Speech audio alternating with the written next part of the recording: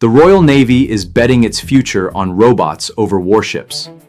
Russia is watching, and the clock is ticking. Here's what you need to know. Russian subs are circling the Atlantic. Britain can't afford a single destroyer anymore, so they're building a swarm instead. The era of the billion-pound warship is over. Britain is betting on a smaller, cheaper, hybrid navy. This is how it works.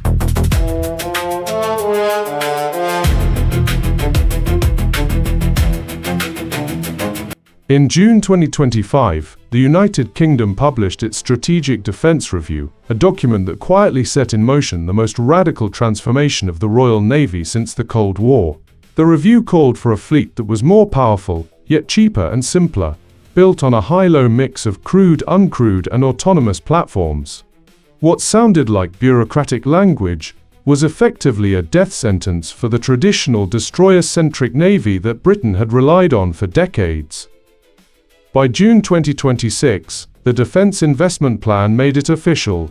The planned Type 83 destroyer was cancelled, and at least 6 common combat vessels would replace the existing fleet of 6 Type 45 destroyers, with delivery expected from the early 2030s. The strategic rationale was blunt and rooted in hard numbers. First Sea Lord General Sir Gwyn Jenkins, who took office in May 2025, framed the choice as a fork in the road, arguing that the capable status quo would no longer suffice against a growing Russian surface and subsurface threat. Russian incursions into UK waters had risen by almost 1/3 in 2 years, and during 2025 alone, the Royal Navy responded to Russian submarine and surface activity in the North Atlantic dozens of times. Jenkins summarized the governing principle as a fleet that would be uncrewed wherever possible, and crewed only where necessary, presented not as a replacement for manned ships but as a means of adding mass, survivability, persistence and lethality, at lower per-unit cost. He was explicit about the financial constraints, acknowledging that there was no scenario in which Britain would have unlimited resources, and that standing still was not an option.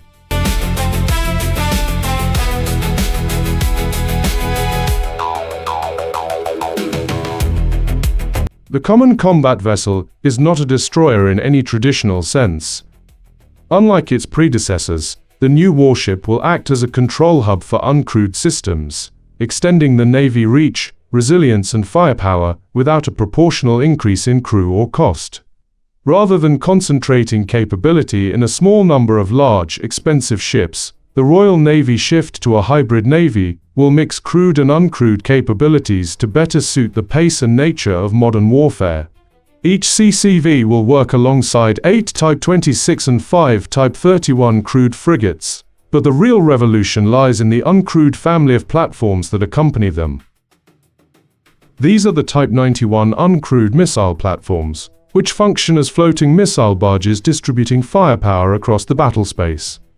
The Type 92 uncrewed underwater sensing platforms provide anti-submarine warfare coverage, while the Type 93 extra-large uncrewed underwater vehicles act as autonomous submarine escorts.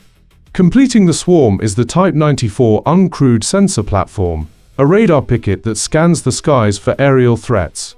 The entire architecture is knitted together by the Maritime fighting web, a digital backbone that connects sensors, deciders, and effectors to create choice and speed when operating in any contested domain. This is not a single system but a long-term program of digital modernization that enables the Royal Navy to sense, understand, decide, and deliver effects at pace across the hybrid navy. The system, known as Project Asgard, is designed to compress the kill chain decision-making process from 72 hours to just 2.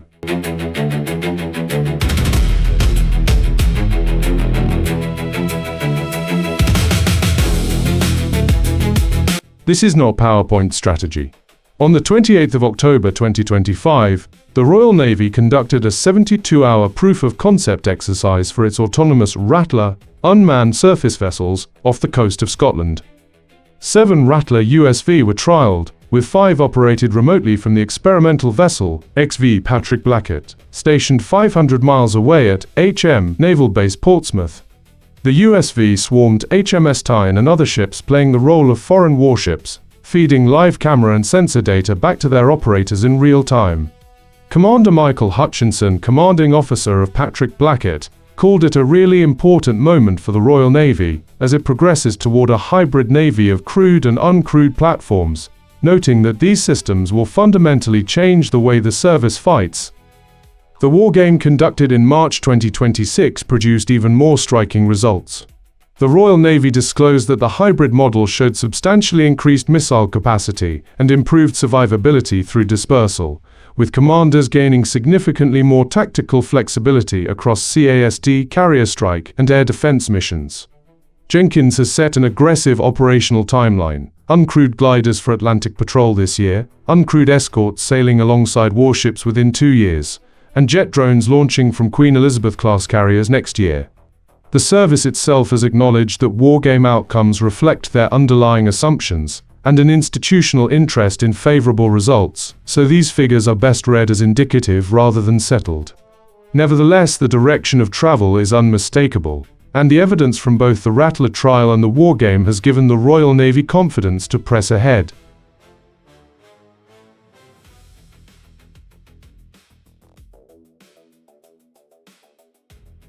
The hybrid navy is not merely a procurement program. It is an industrial strategy disguised as a military transformation. On the 8th of September 2025, the government launched the Defence Industrial Strategy, supported by £773 million of investment, with the explicit goal of making defence an engine for economic growth in every nation and region of the country. The newly established UK Defence Innovation was backed by £400 million of ring-fenced investment, with the authority to reallocate funding and resources, ensuring a focus on priorities and value for money. An additional £250 million was invested in defence growth deals, with the first phase targeting Plymouth for advanced marine technologies and autonomous systems, alongside South Yorkshire for steel and defence manufacturing.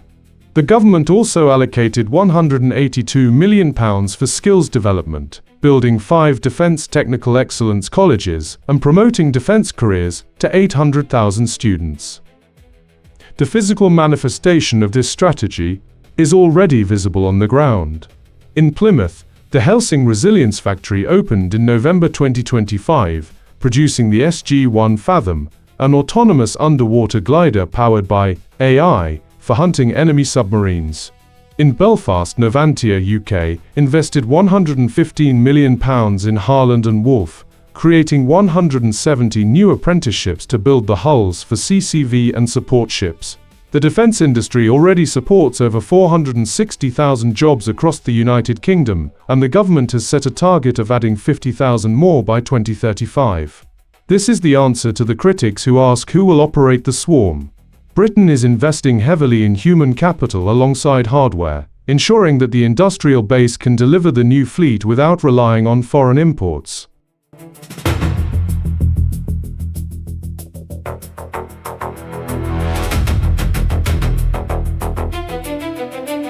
The transition to a hybrid navy introduces significant technical and operational risks that the Royal Navy must address.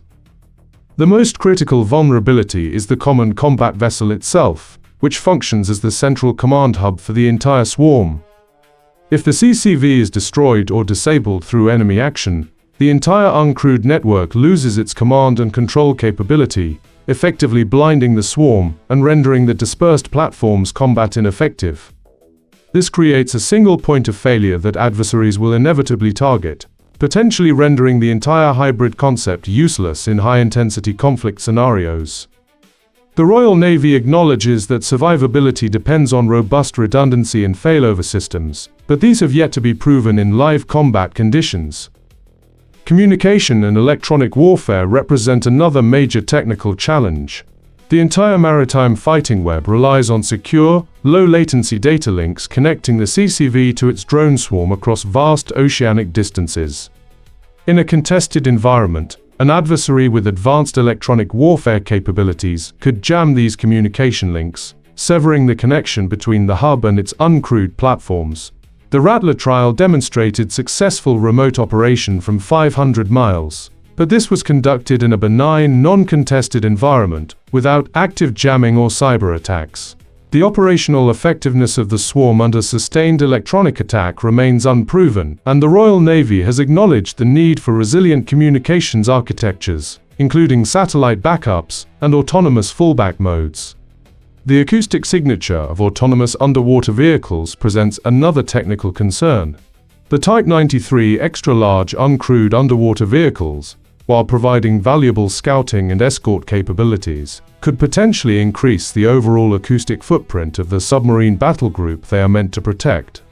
Larger hulls and propulsion systems generate noise that adversaries with advanced sonar arrays could detect, potentially compromising the stealth of the SSN they accompany. The Royal Navy is investing in acoustic quieting technologies for its XLUUV platforms, but the trade-off between capability and stealth remains a fundamental engineering challenge. The integration of these uncrewed platforms into the existing submarine warfare doctrine requires significant testing and validation to ensure they do not inadvertently undermine the very capabilities they are designed to augment. The harsh environmental conditions of the North Atlantic and High North present additional technical hurdles. These waters are characterized by extreme weather, heavy seas, freezing temperatures, and limited visibility for extended periods. The durability and reliability of uncrewed platforms in such conditions remain unproven at scale, with potential issues ranging from icing on sensor arrays to mechanical failures in heavy seas. The Royal Navy has initiated extensive environmental testing, but the transition timeline from trials to full operational capability is compressed, raising questions about whether the technology will mature quickly enough to meet the planned 2030s deployment schedule. The Wargame results, while encouraging, were conducted in simulated rather than actual environmental conditions, leaving significant unknowns about real-world performance.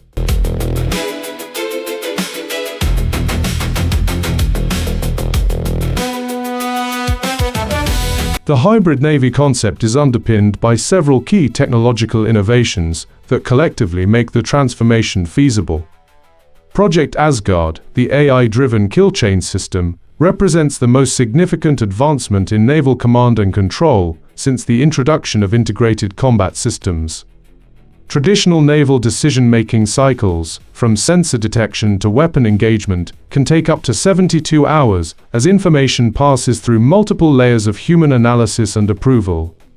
Asgard compresses this timeline to just 2 hours by automating data fusion, threat assessment, and tactical recommendations, presenting commanders with actionable options in near real time. The system learns from historical data and wargame outcomes, continuously improving its recommendations, and is designed to operate effectively even when communication links are degraded. The development of autonomous navigation and collision avoidance systems has been critical to enabling uncrewed surface and underwater operations.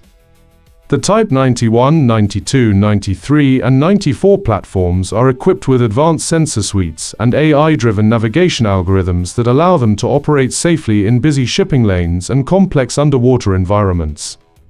The Royal Navy has requested a dedicated maritime sandbox for testing these systems outside normal SOLAS and COL regulations, recognizing that innovation cannot flourish within peacetime civilian rules. This regulatory flexibility, combined with rapid prototyping and iterative development, has accelerated the maturation of autonomous maritime systems significantly faster than traditional procurement cycles.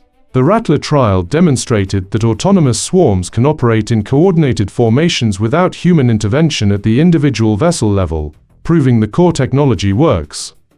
The integration of directed energy weapons adds another layer of technological sophistication to the hybrid Navy. Britain has invested £490 million in the Dragonfire laser system, which will be deployed aboard warships and potentially uncrewed platforms as a cost-effective defense against drone swarms and anti-ship missiles. Laser weapons offer near-infinite magazine depth, firing as long as the ship has power, and engagement costs measured in pence rather than millions of pounds per missile. The combination of directed energy weapons with traditional missile systems creates a layered defense architecture that can address a wide range of threats more economically than conventional systems alone. This technological convergence, AI, autonomy, and directed energy, represents the core of Britain's hybrid Navy vision. The sensing and data fusion capabilities of the hybrid architecture represent another fundamental technical breakthrough. The Type 92 underwater sensor network and Type 94 radar pickets provide comprehensive coverage across multiple domains, feeding data into the Asgard AI for real-time threat assessment. The ability to distribute sensors across dozens of uncrewed platforms, rather than concentrating them on a single destroyer, dramatically increases the Navy's situational awareness, while reducing vulnerability to anti-ship missiles. This distributed sensing architecture also enables persistent surveillance over vast areas, allowing the Navy to maintain continuous coverage of critical choke points and submarine transit routes. The maritime fighting web effectively turns every platform into a sensor node, creating a comprehensive picture of the battlespace that no single adversary can easily degrade or destroy.